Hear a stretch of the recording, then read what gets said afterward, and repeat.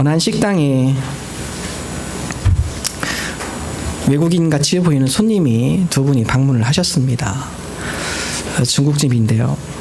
식당 주인이 외국인이기 때문에 언어가 안 통하니까 다음같이 물어봤습니다. 일본인? 근데 이분들이 대답을 안 해요. 일본인? 대답을 안 합니다. 아, 일본이 아니구나. 중국인? 그 대답을 안 해요.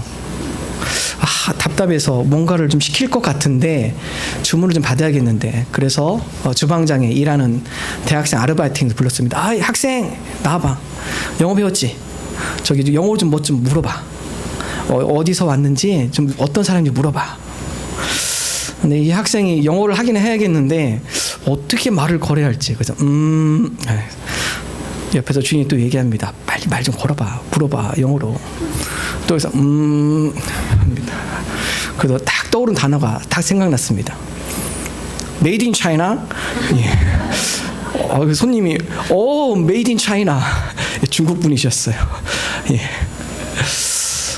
Made in China에 전 세계 유행어 같아요. 예. 전국에 어딜 가도 예. 어린이부터 어른까지 모르시는 분이 없어요. Made in China. 예. 오늘 읽은 본문의 말씀, 여러분 성경 너무나 잘 알고 있는 말씀이죠. 성경 창세기부터 요한 계시록까지 오늘 말씀을 보면 오늘 이 말씀이 다 녹아 있습니다. 성경 어느 곳을 보든지 성경에서 말하고자 하는 핵심이 내용, 오늘 말씀이 돼 있죠. 율법 교사가 자기 스스로 이야기를 합니다. 영생을 얻으면 어떻게 합니까? 율법 교사가 예수님께 묻습니다. 시험하려고 물어봤어요. 예수님께서 다시 율법 교사에게 다음과 같이 되물었습니다. 율법에는 네가 율법 교사이잖아. 율법을 가르침에 있어서 네가 율법을 많이 배웠는데 율법은 뭐라고 가르치고 있느냐? 영생을 얻기 위해서 가장 중요한 계명이 무엇이라고 말하고 있느냐?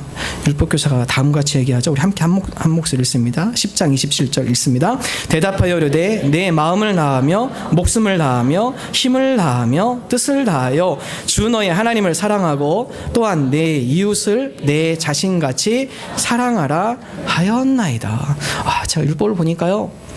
하나님 사랑 첫 번째, 두 번째 이웃 사랑, 핵심입니다. 핵심. 이것이 율법에서 가장 중요합니다. 예수님께서 말씀하시면 맑다. 네 말이 옳다. 가서 이와 같이 행하면 된다. 오늘 이 말씀은 마태와 마가는 좀 더 다른 관점으로 기록을 합니다.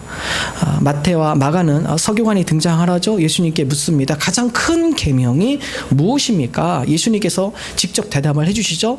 하나님을 사랑하는 것이 가장 큰 계명. 그리고 그와 더불어서 똑같이 중요한 것, 그것은 바로 내 이웃을 내 몸과 같이 사랑하라. 이 두 가지를 잘 기억해라. 여러분 성경 곳곳에 나타나는 내용, 첫 번째는 하나님 사랑하는 것을 가르치는 것이죠.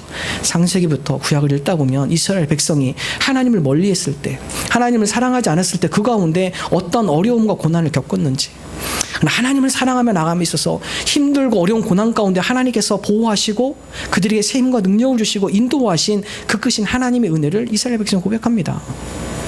그리고 신약에 와서는 그 하나님의 사랑을 전 세계 가운데 어떻게 사랑으로 우리가 전하며 나누며 살아가야 할지, 이웃에 대한 사랑을 언급을 하고 있습니다. 그래서 신앙생활, 저랑 새가족 새생명 우리 삶 공부하시는 분들은 저랑 처음에 이 공부를 하시면 다음 같은 질문을 제가 던집니다. 다음 같은 명제를 우리가 하나씩 외웁니다. 한번 볼까요? 네. 신앙생활은 땡땡이다. 네, 뭘까요? 신앙생활은 여기 삶 공부하시는 분 안 나오시면 안 되는데요. 신앙생활은 관계이다. 관계. 신앙생활은 관계입니다. 관계를 잘 하시는 분 신앙생활 잘 하시는 거예요. 누구와의 관계이죠? 첫 번째 하나님과의 관계입니다. 신앙생활 쉽게 생각하시면 돼요. 하나님과 좋은 관계를 맺는 것, 우리가 하나님 앞에 예배하는 것, 하나님과 좋은 관계를 맺는 것이죠. 우리가 하나님 앞에 기도하며 나가는 것, 하나님과 깊은 교제 관계를 맺기 위해서 그런 것이죠. 거기서뿐만 아니라 인간과의 관계, 이웃과의 관계를 잘 풀어가시는 분, 신앙생활 잘 하시는 분이에요. 하나님과의 관계는 참 잘하세요. 근데 이웃과의 관계가 뭔가 틀어져 있어요? 그건 뭔가 조금 부족한 것입니다. 그래서 신앙생활은 하나님과의 관계를 잘 맺고 더불어서 이웃과의 관계를 지혜롭게 잘 풀어가는 사람, 이것이 바로 건강한 신앙생활입니다. 예수님께서도 강조하시죠. 세 계명 가장 큰 계명, 하나님 사랑, 이웃 사랑. 오늘 이 두 가지를 여러분과 함께 살펴보도록 하겠습니다. 왜 하나님을 사랑하는 것이 우리에게 그렇게 중요한가? 하나님을 사랑하는 것이 우리의 힘이 되기 때문에 그렇습니다. 다윗은 다음과 같이 고백합니다. 시편 18편 1절의 말씀 우리 함께 한 목소리로 읽습니다. 나의 힘이신 여호와여, 내가 주를 사랑하나이다. 다윗의 고백. 다윗이 여호와 하나님을 고백하기를 나의 힘이 되신 여호와더라. 내가 하나님을 사랑하면 사랑할수록 그 가운데 하나님께서 나에게 더 큰 힘과 능력을 주시더라. 다윗의 고백입니다. 시편 18편 이 말씀, 시편 18편 바로 위에 있는 소 제목이 있습니다. 이 시편 18편 말편이 어떻게 쓰여진 배경인지 그 위를 읽어보면 다윗이 원수들의 손에서 하나님의 인도하심을 받고 난 후, 다윗이 사울의 추격에 따라 죽음에서 하나님의 도우심으로 하나님의 손길로 인도하심을 받은 후에 다윗의 고백 써있죠. 소 제목이 그렇게 써있습니다. 여러 가지 위기와 어려움 가운데 세상을 의지해서 힘을 얻은 것이 아니라 나는 무기가 없어요. 사울의 군대에 비하면 나는 정말 벌레같이 연약한 존재입니다. 그럼에도 불구하고 그 막강한 사울의 군대로부터 나를 보호하신 하나님의 손길을 다윗이 고백합니다. 하나님께서 보호하시고 믿음의 방패가 되어주셔서 그 어려움 가운데 당하지 않도록 인도하시는 하나님의 손길을 다윗이 체험하죠. 그리고 그 이후에 고백한 것, 나의 힘이 되신 여호와여, 내가 주님을 사랑합니다. 내가 주님을 사랑할 수밖에 없습니다. 세상에서 힘을 얻는 것이 아니라 위기와 어려움 가운데 하나님 앞에 피하니까, 하나님을 붙드니까, 하나님을 의지하니까 그 가운데 내가 쓰러지지 않도록, 하나님 그 가운데 환난 가운데서 넘어지지 않도록 나를 인도하시는군요. 나를 보호하시는군요. 다윗의 고백입니다. 여러분 그렇습니다. 우리가 하나님을 사랑할 때 우리가 여러 가지 환난과 어려움이 있지만 그 가운데 쓰러지지 않는 영적인 힘, 새 힘, 능력을 부여받게 된다라는 것입니다. 시편 28편도 다음과 같이 고백합니다. 28편 7절 함께 한 목소리로 읽습니다. 여호와는 나의 힘과 나의 방패이시니 내 마음이 그를 의지하여 도움을 얻었도다. 그러므로 내 마음이 크게 기뻐하며 내 노래로 그를 찬송하리로다. 이것도 역시 다윗의 고백입니다. 여호와는 나의 힘과 나의 방패이시더라. 나의 힘과 방패 되신 여호와, 그분께서 내가 그분을 의지하며 그분께 도움을 구했더니 그분께서 나를 도와주시고 나의 방패가 되어주셨더라. 그러므로 내 마음이 크게 기뻐하도다. 다윗의 고백입니다. 오늘 저와 여러분이 이 다윗의 고백이 되기를 원합니다. 하나님께서 하나님을 사랑하는 것 제1계명으로 말씀하셨습니다. 예수님께서 세 계명을 가르쳐 주셨습니다. 그것은 바로 하나님을 사랑하는데 우리가 그 가운데 새 힘과 능력을 부여받기 때문에 그렇습니다. 이사야도 다음과 같은 고백을 합니다. 이사야 40장 31절의 말씀 함께 한 목소리를 읽습니다. 오직 여호와를 앙망하는 자는 새 힘을 얻으리니 독수리가 날개치며 올라감 같을 것이요 다른 박질 하여도 곤비하지 아니하겠고 걸어가도 피곤하지 아니하리로다. 이사야의 고백이죠. 오직 여호와를 앙망하다, 여호와를 바라보다, 여호와께 우리의 마음을 두다, 여호와를 소망하다. 그러다 보니까 그 가운데 시름시름했던 이사야의 마음 가운데 알지 모르는 내적인 힘이 생기기 시작합니다. 그래서 새 힘, 자기를 리뉴하다, 새롭게 변화시키다, 새로운 힘을 부여해 주시다. 자기 힘으로는 그 힘을 받을 수 없어요. 그런데 오직 여호와를 앙망하고 바라보고 소망하는 가운데 어느새 모르게 하나님께서 새 힘과 능력으로 함께 하시는 것을 이사야가 고백을 합니다. 여러분 그렇습니다. 하나님을 앙망할 때 우리가 새 힘과 능력을 부여받는 것이죠. 세상에서 받는 것이 아니라 우리가 하나님을 사모하며 나갈 때 하나님께서 부으시는 은혜입니다.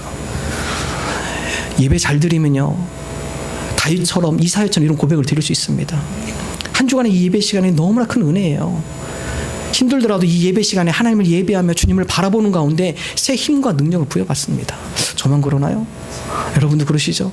예배 시간 주님을 찬양하며 예배만 할 때 우리 마음 가운데 큰 기쁨이 넘칩니다. 세상에서 주는 것이 아니라 하나님을 높이는 가운데, 경배하는 가운데, 주님을 사랑하는 가운데 주님께서 부으시는 하늘의 은혜인 것이죠. 하늘의 은혜입니다. 이것이 우리 가운데 채워질 때 우리가 새 힘과 능력으로 살아갈 수 있다는 사실입니다. 이사야는 하나님 앞에 시선을 두는 것을 떼지 않았습니다. 오직 여호와를 바라보는 자, 독수리가 힘있게 날아오는 것처럼 균형 있게 잘 비상할 것이다. 차이코프스키의 유명한 발레극 백주의 호수가 있습니다. 이 백조의 호수 가운데 가장 하이라이트 장면은 32회 점프했다라고 그래요. 32회 점프했다. 보통 발레리나들이 힘들어하죠. 한쪽 다리를 땅에 짚고 그리고 뒤꿈치를 세우고 32회를 회전을 합니다. 그리고 한쪽 다리는 그 회전할 수 있는 그러한 회전력을 만들어내죠. 어떻게 32전 회전을 할 수 있을까? 저도 우리 작년인가요? 우리 체육관 가서 우리 야유했죠. 집사님께서 저 불러가지고 코끼리 코에서 5바퀴 돌려가지고 걸어가라 하는데 전 분명히 반드시 걸어가는데 자꾸 넘어지더라고요. 5바퀴 돌아도 힘들더라고요. 근데 32회. 이게 발레리나의 고백입니다. 어떻게 그게 가능합니까? 물론 모든 사람은 아니지만 이 발레리나의 고백입니다. 32회를 흔들림 없이 잘 돌기 위해서는 돌기 전에 자기 앞에 있는 관중 한 명을 지목합니다. 그리고 그 사람을 보고 회전했을 때 또 그 사람을 보는 것이죠. 만약에 이 시선을 놓치면 엉뚱한 데를 보면 흔들리고 균형이 깨진다라는 것이죠. 그래서 맨 처음에 그 사람을 주목을 하고 그리고 손과 몸이 다 돌아간 다음에 맨 마지막에 얼굴을 돌린대요. 그리고 가장 먼저 다시 왔을 때 고개가 먼저 제일 먼저 들어와서 그 사람을 다시 보는 거죠. 물론 여러 가지 훈련을 통해서 몸의 균형 감각이 잡히겠지만 가장 기본적인 것은 시선입니다. 시선. 한 사람에게서 시선을 놓지 않는 것, 그랬을 때 중심이 흔들리지 않는다는 것입니다. 여러분, 우리 신앙생활도 마찬가지입니다. 어디 시선을 두고 계시나요? 힘들고 어려울 때 누구에게 시선을 두고 계십니까? 엉뚱한 데 시선 둘 때 우리 균형을 깨지게 되어 있습니다. 이사야의 고백, 오직 여호와를 앙망하는 것, 다른 거 바라보는 것이 아니라 주님, 이 시련과 어려움 가운데서도 제가 주님을 향한 저희 시선을 놓지 않겠습니다. 제가 오직 주님만을 바라보겠습니다. 그럴 때 다시 쉽게 일어날 수 있습니다. 그때 쓰러졌을 때 다시 균형을 쉽게 잡을 수 있다라는 사실이죠. 다윗의 고백입니다. 그렇기 때문에 나의 힘이 되신 여호와여, 주님을 바라보며 주님을 사랑함에 있어서 새 힘과 능력을 얻게 되는군요. 저와 여러분이 주님을 사랑함으로 주님께서 부으시는 새 힘. 얼마나 직장생활 힘든 일 많아요. 마음이 무너진 일이 많아요. 조그만 말에 조그만 일에 얼마나 우리가 상처받고 쉽게 좌절하고 슬럼프에 빠지고 낭망하고 우리 믿음이 무너질 때가 많습니까? 다시 일어나기 위해서 어떻게 하라고요? 시선을 고정할 필요가 있습니다. 하나님, 이렇게 힘든 가운데서도 제 시선을 놓지 않겠습니다. 주님을 향한 제 시선이 다른 데 엉뚱한 방향으로 가지 않도록 오직 주님을, 오직 하나님을 제가 바라보며 나아가겠습니다. 우리 시선을 주님 앞에 고정함으로 주님을 향한 마음을 가지고 주님께서 부어주시는 새 힘과 능력으로 다윗과 같이, 이사야와 같이 믿음의 고백을 사는 저와 여러분 되시기를 주님의 이름으로 축원합니다. 2010년 칠레의 산호사의 광산에서 세계적인 붕괴 사고가 일어났습니다. 상당히 큰 뉴스로 전 세계적으로 방송이 됐습니다. 갱도가 무너지면서 작업 중이던 33명의 광부들이 지하에 매몰됐습니다. 놀라운 사실은 그들이 그곳에서 깜깜한 어두움, 아무 빛도 없는 그곳에서 70일간을 지내다가 전원 다 구조가 됐습니다. 한 명의 희생자도 없이 모두 구조된 것만 해도 기적에 가까운데, 더 놀라운 것은 그들이 구조 당시에 지치거나 사경을 헤매는 상태가 아니라 아주 밝고 건강한 모습으로 모두 다가 구조가 되었다는 것이죠. 여러분, 이거 참 상상하기 힘든 일이에요. 캄캄한 어둠 가운데, 빛 하나 보이지 않는 그 어둠 가운데서 하루 이틀 지내는 것도 힘들어요. 근데 70일간 33명이 한 명의 낙오자도 없이 그곳에서 살아나왔습니다. 살아나오는데 다 죽어가는 사람이 아니에요. 와보니까 얼굴이 밝아요. 그 이유가 무엇일까? 미국 ABC 방송은 구조된 광부들을 인터뷰하면서 다음과 같은 결론을 내렸습니다. 그들이 그 상황에서 오래 견딜 수 있었던 것, 그것은 바로 그 33명 가운데 훌륭한 리더 3명이 있었습니다. 첫 번째 리더, 작업반장 루이스 우르수아였습니다.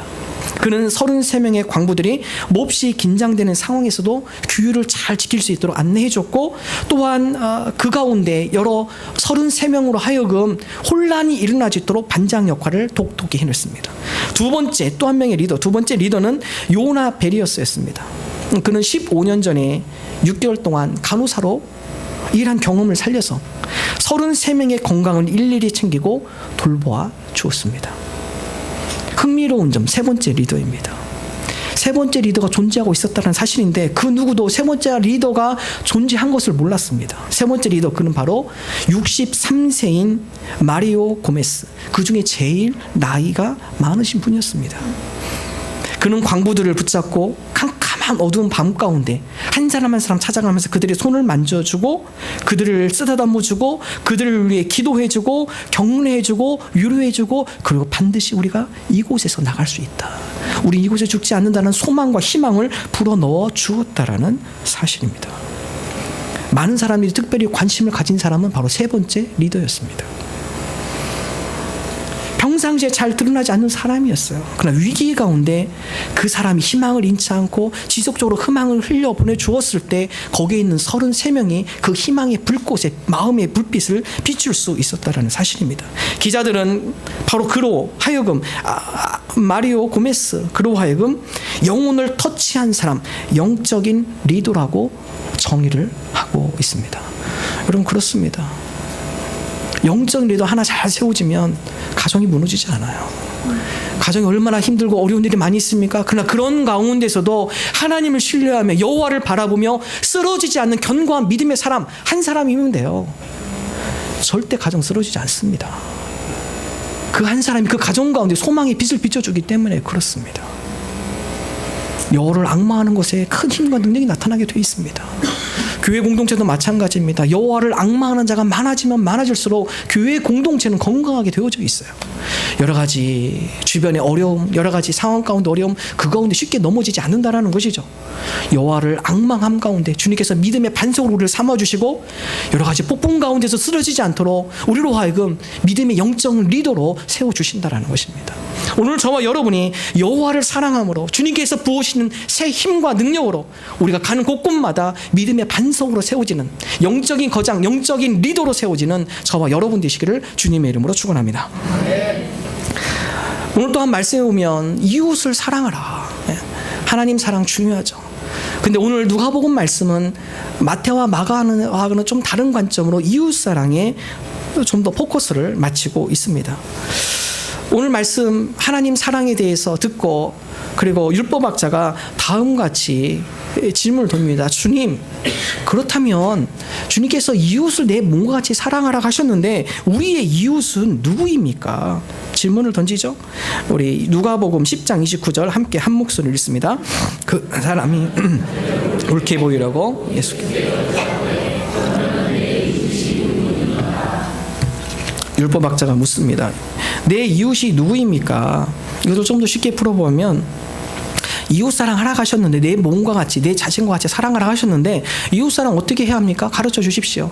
사실 이 질문을 던진 의도 이 율법학자가 좀 칭찬을 받고 싶었어요. 오늘 말씀에 보면 자기를 옳게 보이려고 그래 때가 왔다. 내가 좀 선한 사역을 한 걸 예수님께서 좀 알아주시겠지. 내 자신과 같이 살아가는 것을 얘기할 때 주님 제가 그렇게 살았습니다. 한번 칭찬받고 싶은 그 마음. 그 마음에 물어봅니다. 누가 내 이웃입니까? 진정한 이웃사랑 어떻게 해야 합니까? 예수님께서 그거에 대해서 세 명의 사람을 등장을 시킵니다. 어느 한 여행자가 예루살렘에서 여리고로 여행을 갑니다. 여행을 가는 도중에 실제적으로 그 지역에 강도들이 많습니다.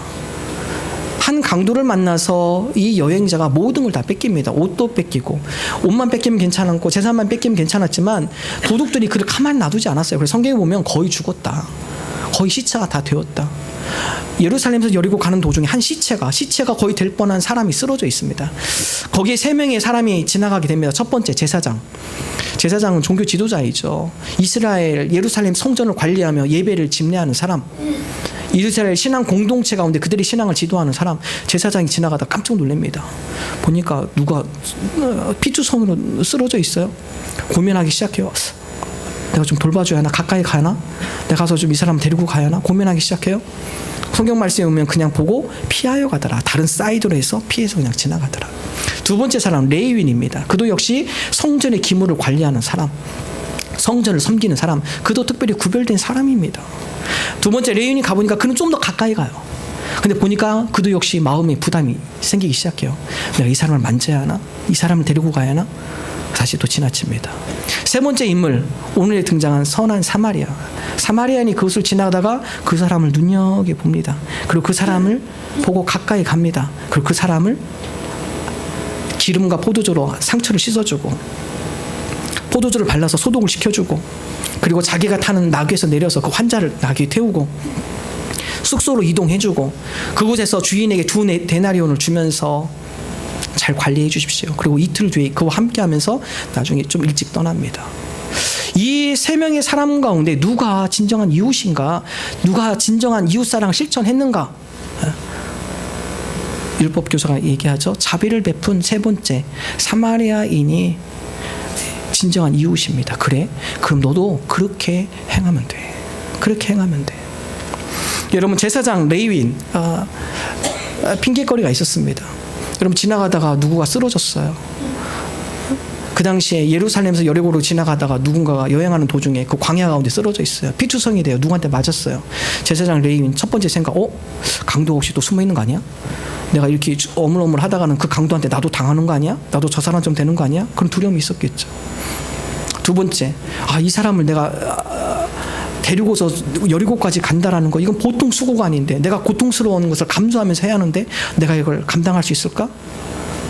피하고 싶은 마음. 세 번째, 제사장 레위인에게는 율법적으로 시체를 만지지 못하게 되어 있습니다. 보니까 거의 죽은 것 같아요. 조금 있으면 죽을 것 같아. 그럼 내가 또 시체를 만져야 하잖아. 그러니까 아예 이 기회에 그냥 만지지 않고 가는 게 더 낫겠다. 다양한 머릿속의 계산들, 생각들. 그러나 사마리아는 그런 생각과 계산이 아니라 그 가운데 특별한 마음이 있었습니다. 성경 그것을 주목하고 있죠? 우리 함께 한 목소리로 읽어보도록 하겠습니다. 누가복음 10장 33절 함께 한 목소리 읽습니다. 어떤 사마리아 사람은 여행하는 중 거기 이르러 그를 보고 불쌍히 여겨. 저는 말씀을 읽으면서 이 단어가 더 마음에 와 닿았습니다. 불쌍히 여기다라. 여러분, 이웃사랑 어디서 시작이 될까요? 불쌍히 여기는 마음. 여러분, 거기에서 이웃사랑은 시작이 되고 불쌍히 여기는 마음을 가질 때 기적은 일어나게 되어 있습니다. 진정한 이웃사랑, 내 자신같이 다른 이웃을 사랑하는 것 어디서 시작되는가? 불쌍히 여기는 마음입니다. 성경 이 말씀을 헬라어로는 스플랑크 조마이를 씁니다. 영어로는 킹 제임스 버전은 compassion이라는 단어를 씁니다. 함께, 패션, 열정이라는 뜻도 있지만 여기서는 고난어를 사용하고 있습니다. 즉, 진정한 이웃사랑이 무엇인가? 컴패션.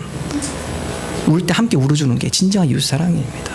다른 사람 아파하는 그 상황 가운데 그 사람의 마음을 함께 공감하며 함께 아파하는 것, 여러분, 그것이 이웃사랑이에요.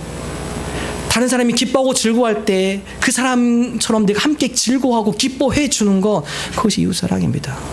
함께 공감하며 함께 울어주며 함께 기뻐해주며 그 사람과 함께 한 마음을 품어주는 것, 거기에서 이웃사랑이 시작이 되고 그 이웃사랑이 기적을 낳는다라는 사실입니다. 여러분, 이 단어가 신약성경에 여러 쓰이고 있습니다. 예수님께서 이 단어를 주로 쓰시죠. 우리 마태복음 9장 36절의 말씀 우리 함께 한 목소리로 읽겠습니다. 무리를 불쌍히 여기신 이는 그들이 목자 없는 양과 같이 고생하며 기진함이라. 예수님께서 무리를 보시니까 그들을 불쌍히 여기시어 똑같은 단어를 씁니다. 스플랑크 조마이 컴패션. 무리를 보고 불쌍히 여기시는 예수님의 마음, 그 가운데 어떤 기적이 일어납니까? 35절 말씀 함께 한 목소리 씁니다. 예수께서 모든 도시와 마을에 두루 다니사 그들의 회당에서 가르치시며 천국 복음을 전파하시며 모든 병과 모든 약한 것을 고치시니라. 예수님의 기적 앞에 쓰이는 것, 예수님의 기적과 함께 등장하는 단어 스플랑크 조마이 컴패션입니다.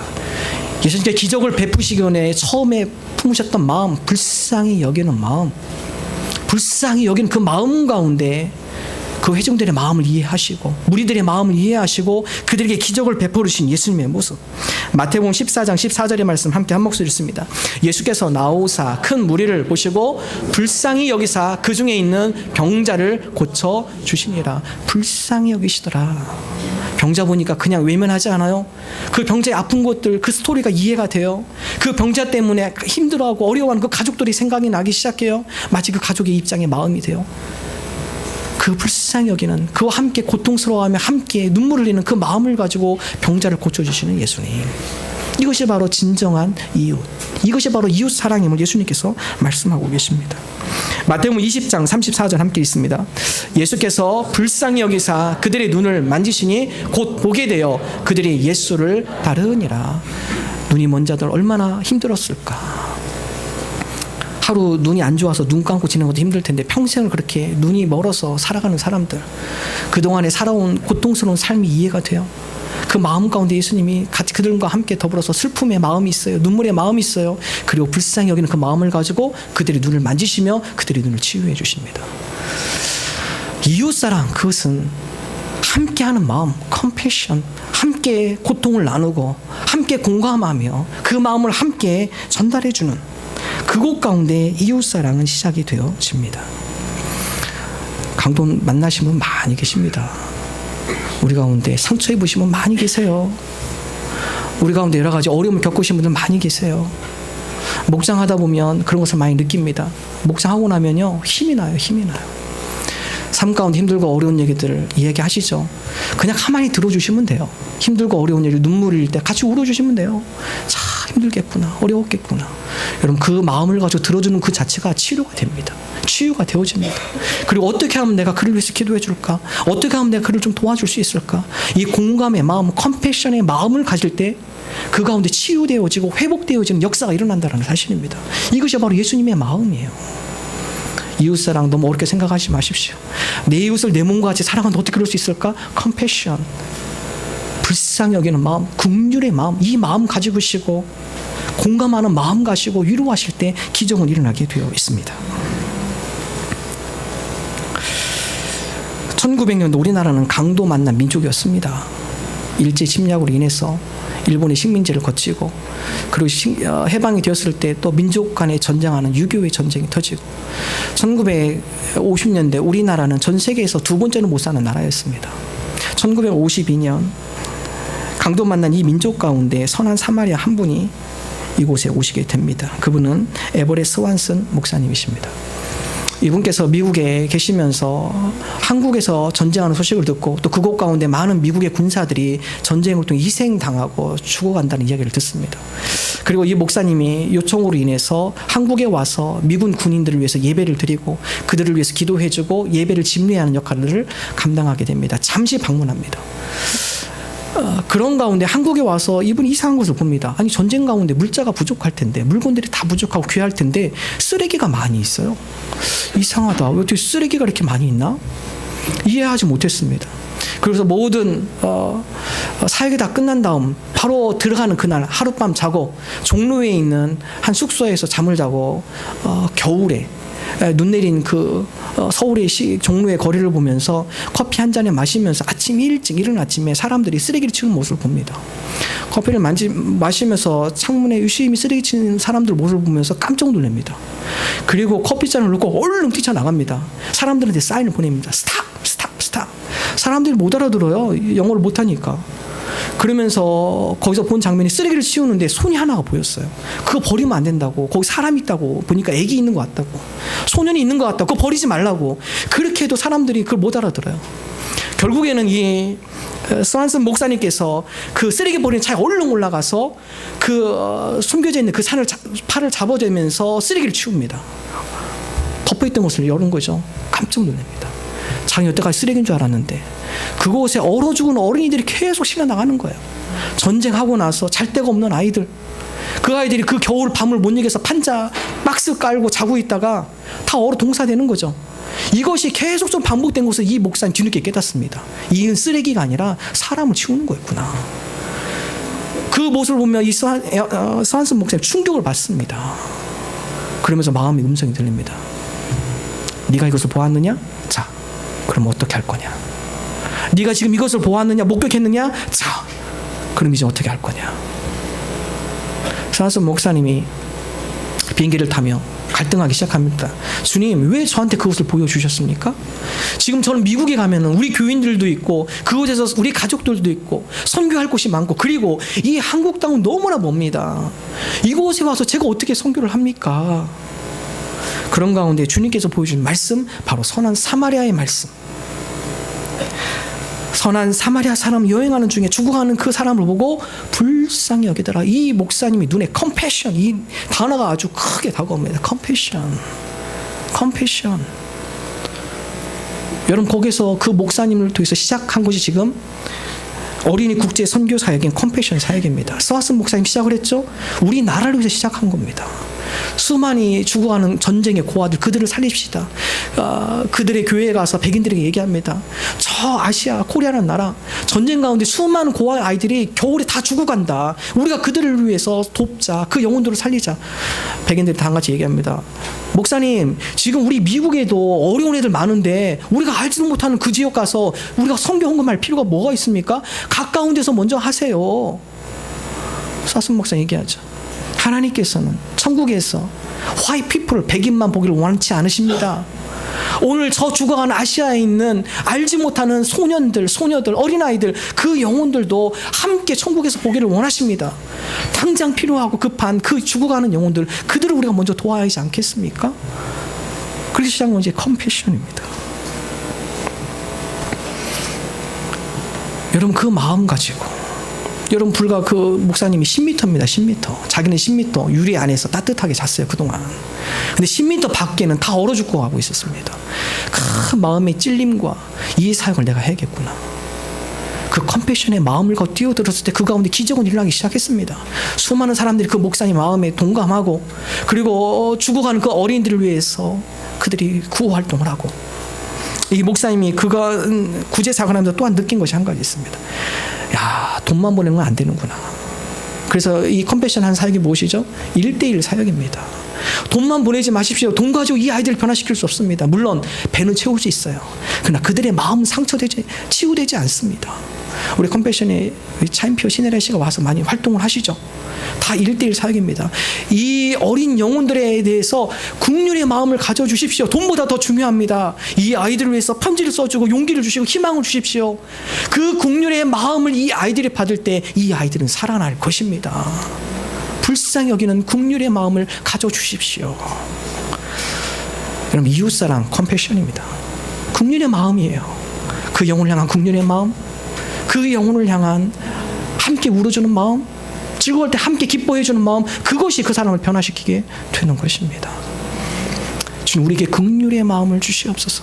한 영혼을 귀히 여기며 그 영혼의 아픔을 함께 공감하며 그 영혼을 위해서 기도할 수 있는, 또 그 영혼을 위해서 도울 수 있는 자들 되게 하여 주옵소서. 오늘 나의 주변에 강도 만난 거의 실신한 이웃들은 누가 있습니까? 제사장 레윈처럼 방관하시겠습니까?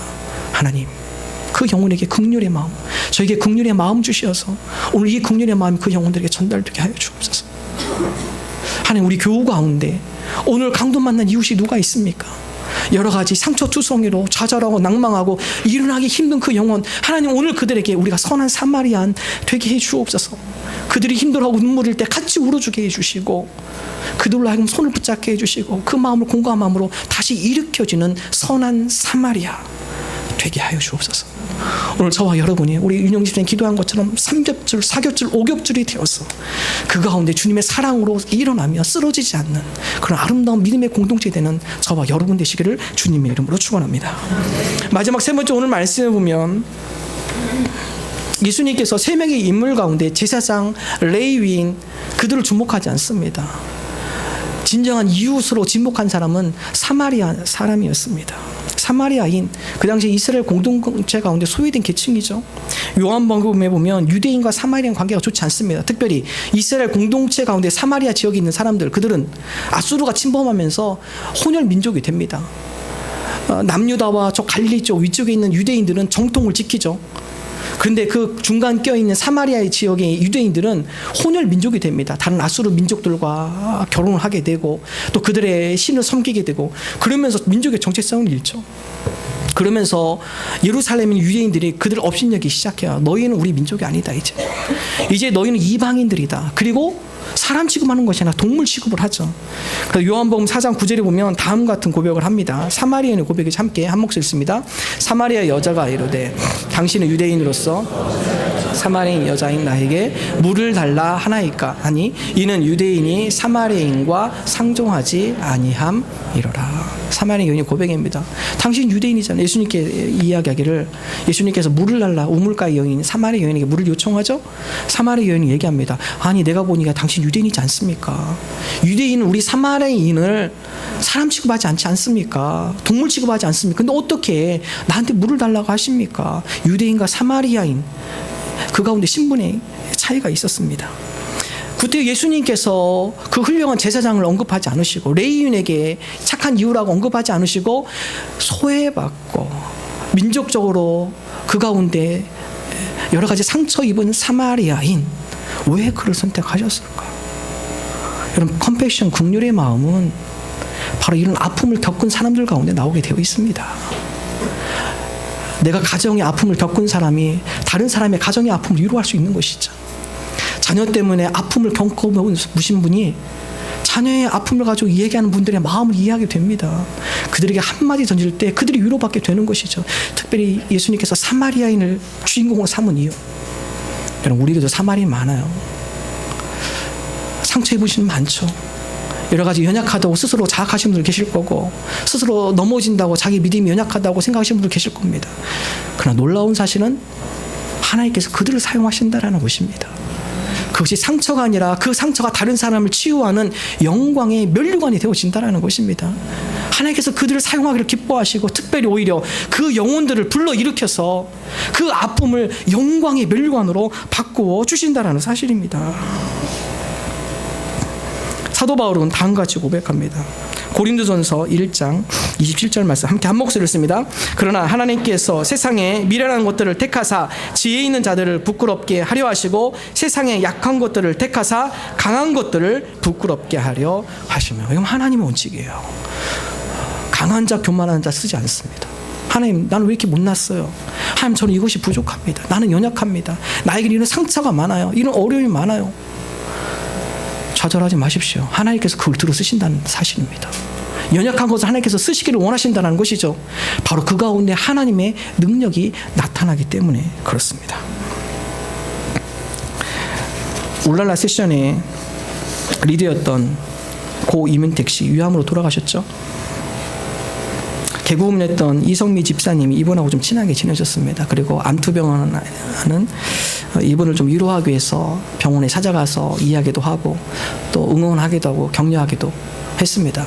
이 집사님께서 가서 얘기할 때마다 이야기가 자꾸 얘기하면 이야기가 이렇게 튕겨 나오는 것을 느낍니다. 이성미 집사님이. 아, 내가 얘기하는 게 별로 큰 위로가 되지 않는구나. 힘내요. 우리 함께 응원합니다. 잘 이겨내세요. 근데 이민택 씨가 별로 그것을 이렇게 받아들이지 않아요. 물론 이제 형식적으로 네, 고맙습니다 인사를 하죠. 그런 생각이 드는 가운데 어떻게 하면 이분을 좀 위로할 수 있을까? 그런데 이성미 집사님이 속이 좀 안 좋아서 병원을 갔는데 그 병원의 의사가 다음과 같이 얘기합니다. 암에 걸리셨어요. 얘기를 하더라고요. 이 얘기를 들었을 때 이성미 개구우민이 충격을 받습니다. 그러면서 그 병실에서 나오는데 걷지를 못하겠대요. 병원 밖에 딱 나오면서 제일 먼저 생각난 사람이 이민택 씨. 암이 이렇게 힘들 거구나. 내가 참 그 마음을 몰랐구나. 이 암이라는 의사의 판단 안에 머리가 하얘지고 그 공포감이 밀려오고 암이라는 것이, 암을 당하는 사람이 이런 심리 상태이구나. 이런 고통이구나. 병원에 처음 나와서 핸드폰을 빼고 처음으로 전화하신 분 이민택 씨한테 전화를 했습니다. 다음과 같이 얘기를 합니다. 윤태가, 내가 암에 걸려보니까 그동안 네가 얼마나 힘들었는지 내가 이제 조금 알겠다. 이민택 씨는 거의 말기였죠. 근데 나는 이제 초기인데 내가 이거 겪어보니까 암이 얼마나 무서운 건지, 사람을 얼마나 힘들게 하는 건지 내가 조금 이제 알겠다. 무엇이죠? 자기가 느껴봤기 때문에, 체험해봤기 때문에 그렇다는 사실입니다. 우리 가운데 사마리아처럼 아픔과 상처가 있을 수 있습니다. 그러나 여러분 기대하십시오. 이것이 나로 하여금 영광의 면류관으로 다른 사람을, 나와 똑같은 어려움과 상처를 겪은 자들로 하여금 이 나의 신앙의 고백, 이 어려움 상처들이 그들에게 위로가 되고 소망이 되어줄 줄로 믿습니다. 하나님, 우리를 그렇게 사용하여 주옵소서. 우리의 절망적인 환경 가운데 우리가 좌절하지 말게 하시고 이 절망의 환경이 영광의 면류관으로 바뀌는 그런 하나님의 도구로 사용되게 하여 주옵소서. 우리가 이러한 믿음으로 고백하며 나가는 저와 여러분 되시기를 주님의 이름으로 축원합니다.